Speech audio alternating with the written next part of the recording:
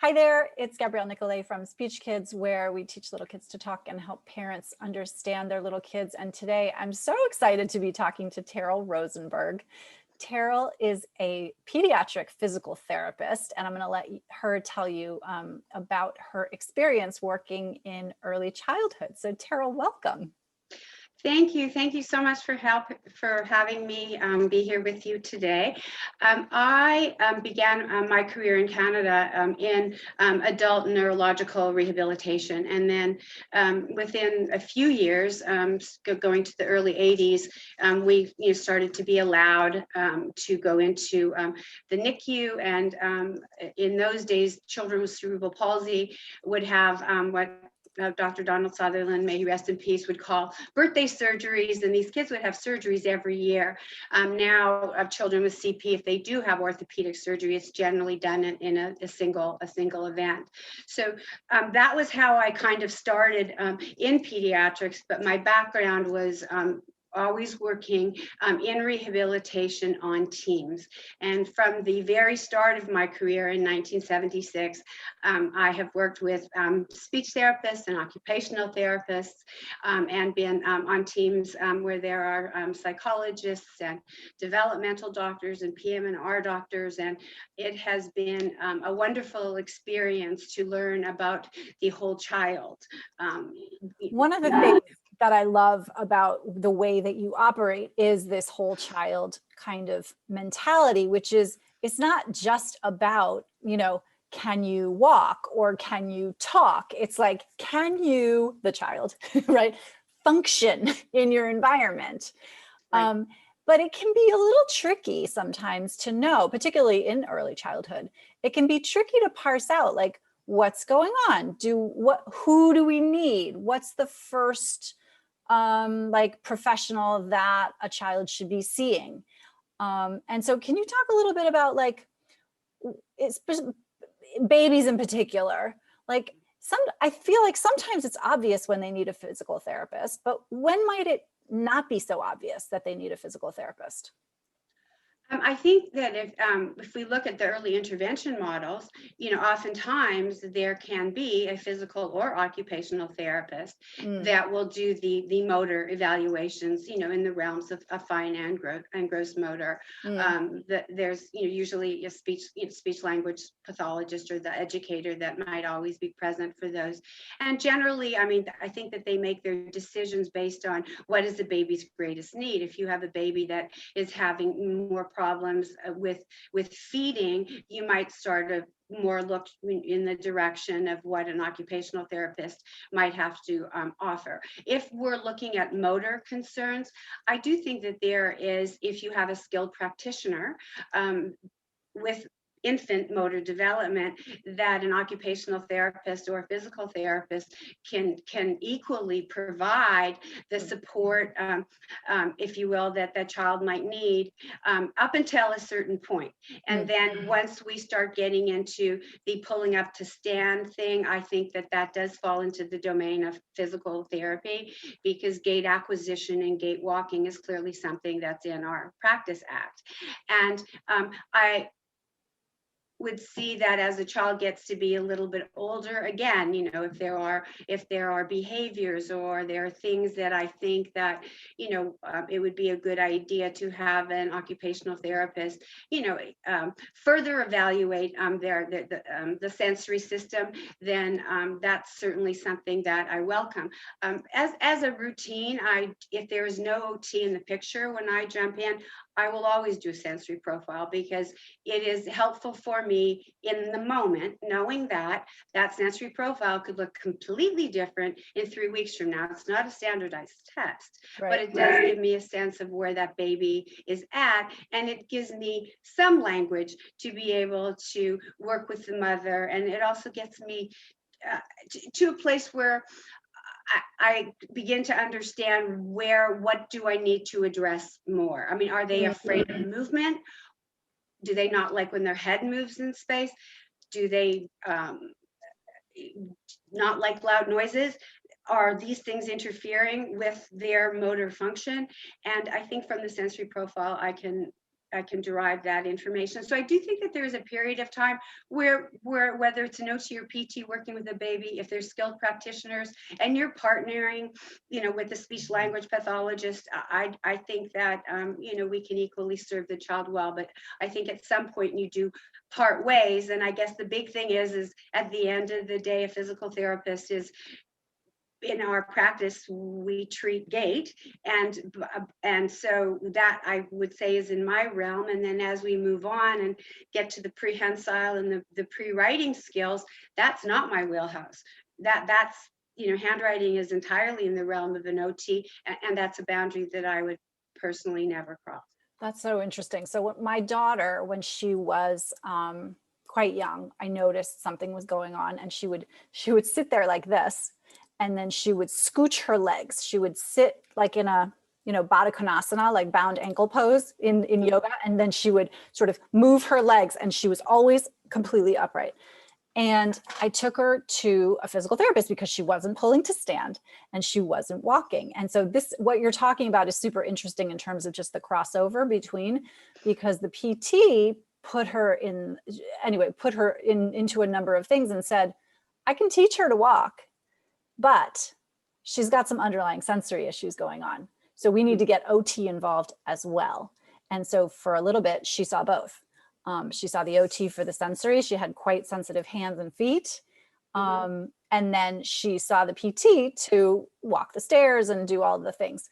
And so that was clearly, I feel like, an illustration of what you're talking about, which is like, yeah, PT is going to treat over here, in terms of like the gait, and we're talking gait, GAIT, right? Correct. Walking. Correct. The walking, the acquisition, the acquisition of what we would consider over time to be a typical gait pattern. I would say though that I strongly believe that you cannot treat the sensory system or do some sensory things and then expect that to magically become function. So while you are using all the tools in your sensory box, as most of us know, we need to be working on task specific goals and function with that child, integrating the sensory supports that they need, to be able to complete the tasks. Give me a for instance of what you're talking about there. So what's a good example of that? I guess a good example might be is if you were trying to work with a baby in quadruped and they were having a lot of trouble with— I'm going to stop you. Sorry. Crawling. I'm sorry. In all fours. Thank you. Yep. Thank you. If you were putting a baby in all fours, and that if your goal as a physical therapist was to get them into all fours, and let's say I noticed that the baby was withdrawing the hands or seemed to have some sensitivity with the hands, and really truly that push off from the hands in the all fours position is a very similar push off that you need from the feet. And so I may then consider what their play skills are like. Are they doing everything that they're supposed to be doing with their hands? And maybe what I might do is I may have some kinetic sand or something in front, and I'll have them put their hands on that, or I'll have various surfaces that I may have the baby put their hands onto. My advice to the family would be to give the child multiple sensory experiences with the hands, messy play and all those things that we would offer advice for age dependent. And then I would also incorporate those things into my session. But to be perfectly clear, if a child is having trouble in quadruped, the only way they are going to get in all fours, the only way they are going to master that is by practice. Yep. It is not by getting some sort of ancillary system going to try and evoke this all fours position, because it doesn't work that way. We have this conversation in speech therapy all the time about oral motor. This is like a big hot button issue, which is like there are many people who are sort of doing oral motor. We're using straws, we're using horns, we're getting everything ready. But if you don't put that into practice, if you don't blow out birthday candles, if you don't say "wah," then your prep doesn't mean much because you haven't put it into practice. Right. So I hear you saying the same thing. In other words, we have to develop the skill, yes, and we have to create the conditions where a child can develop, sort of have the skill or be prepared to demonstrate the skill. But then we have to make the thing. They have to make them do the thing Mm-hmm. in the way that they're going to need to use it. Correct. Which is Correct. like what you're saying. You know, if we're working in on all fours and we want baby to crawl, well, then we got to put a toy over there for them to go get. Absolutely. Right? And that's the other part, is that, I believe that, the way that we get skilled movement is an interaction between the individual, what is the task, and have we set up the environment with enough affordances for the child to want to. And actually, when you think you may have a child that maybe has an adverse reaction to put weight through their hands, but as you say, you put an interesting toy in front of them, and sometimes things change. Mm-hmm. Yeah. Just by nature of the fact that they get a shift in their focus, and it is more important to reach that toy, and they'll tolerate whatever discomfort they may be temporarily having in order to get the toy. So, that's part of the magic of therapy. Well, and this is so interesting too, right? Because this is the same phenomenon as adults have at the gym, right? It's like you're willing to tolerate the temporary discomfort to get stronger because you know it's good for you. And then once you get stronger, it no longer is an effort. And so in the same way, right, if we can distract, then we've got a system that's motivated to push through a certain level of discomfort. We're not causing pain or trauma here. We want to, I always talk about the zone of motivation versus the zone of apathy, which is too low, or the zone of frustration, right, which is too high, right? So we always want to stay in that zone of motivation. How much can I push you to do something new while you're still interested and learning? Right, I agree. And I would also call that a zone of intention. And I think that's where we start to look at, if the child is having issues, is this issue that they're having related to intent? And that is, when I think, collaborating with people like you, like I have over the years, and just investigating, is there a cognitive linguistic component to what's going on with this child? Mm-hmm. I also stay very, very far away from saying, oh, I'm going to send you a child that has motor planning problems. Yeah, let's talk about motor planning for a second. Let's talk about motor planning. I'm so glad you brought that up. Tell me all the things about motor planning. Well, I mean, what I will say, just to be clear, like in 1991, when Fisher, Murray, and Bundy wrote the book on sensory integration, which was a seminal book, and it was fascinating for all of us in pediatrics and it was a beautifully written book. I mean, I still think that, there are so many things in that book that are very, very relevant and helpful. And even though it's an old book, it's still, a dynamite resource. But I think the most important thing, to remember about all of that is that motor planning issues, or what they call dyspraxia, is defined in difficulty of planning and carried out a skilled, non-habitual motor act in a correct sequence. And Fisher, Murray, and Bundy in 1991 were very clear that it is not a primary problem in motor coordination or motor execution.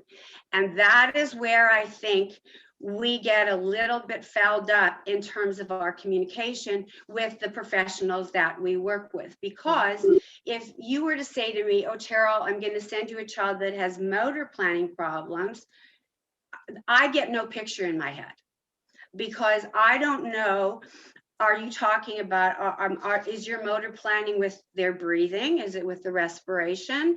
Is there a problem with are they asymmetrical? your problem with the prosody of their speech? Is your problem with some oral motor component? Maybe, but then I don't know. Are you talking about the mandible? Are you talking about the lips?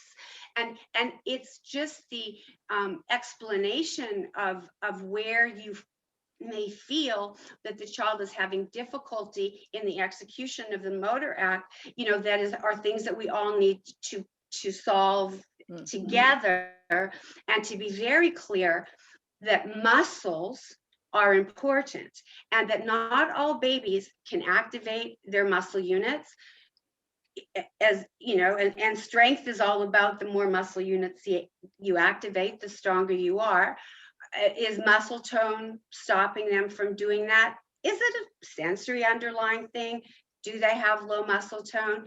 Is the child really not using their flexion and extension with any sort of fluency, so that perhaps the child has difficulty with selective movement and fluidity of movement, which will impact motor planning, but it is not motor planning. That's so interesting. I hear you saying, right, it's this sort of umbrella term that we use is kind of, it's a way of thinking about it, but it's not enough.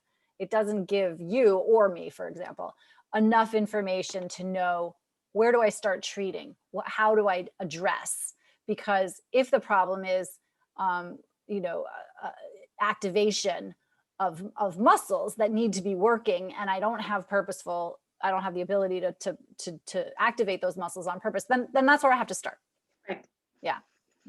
And actually, in I think it was 2021, the Developmental Medicine and Child Neurology actually did publish a paper from the Netherlands, and it was the first time that I actually saw them use the word motor planning through the whole explanation on the child's problems. But what they did is that when you speak of motor planning in the scientific sense, it takes you back to what we know about motor control.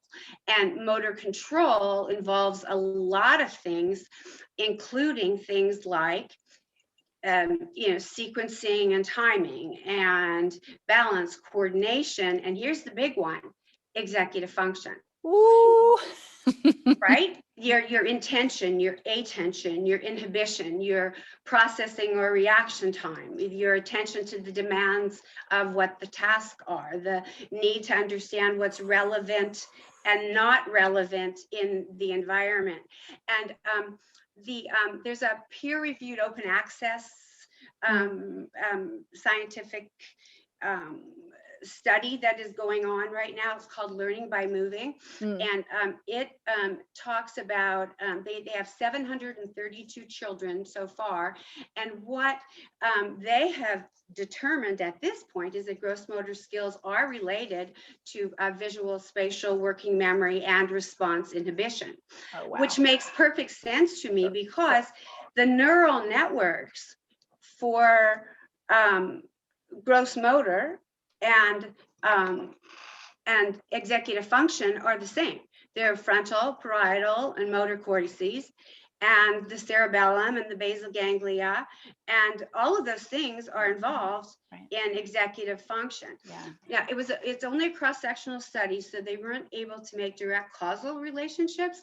However, I think it's very important to think about that, because the executive function aspect of gross motor skills, the literature is becoming more replete in connections between those. That is absolutely fascinating. And I think I have every notion that as we go on in the research, and again, pediatrics as a field has not been taken seriously for, it's not 50 years old even. No, so definitely not. We're really just coming into sort of understanding. And then with all of the advances in neuroscience as well, now we can pop kids into scanners and see what's going on in their brains. We don't do it very often, but this idea that number one, understanding how the brain works as a system, as connections that talk to each other that can get strengthened over time or weakened over time,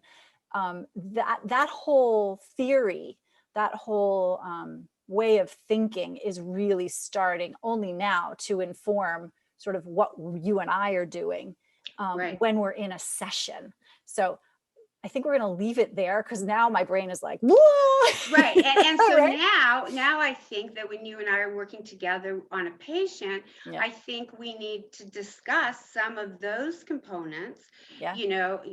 like intention, attention, intent, when you're talking to me, because that is to me much more valuable information than sort of a global language that I think tends to be extremely broad and overused. Now, no question, motor planning is essential in everyday life. We can't get up, we can't get dressed, we can't do our tasks that have a beginning and an end. We can't sit to stand, and the continuous tasks, like dressing and cooking and grooming, you can't do any of those things either.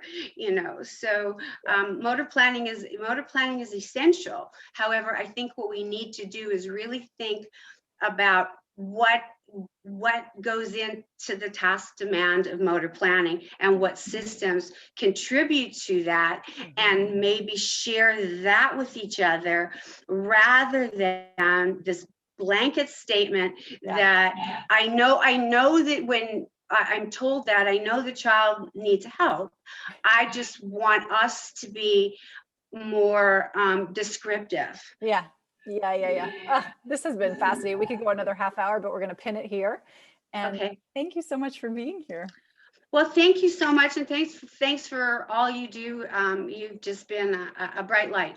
Yeah, it's fun to work with you, Terryl. You Take too. care. Take care.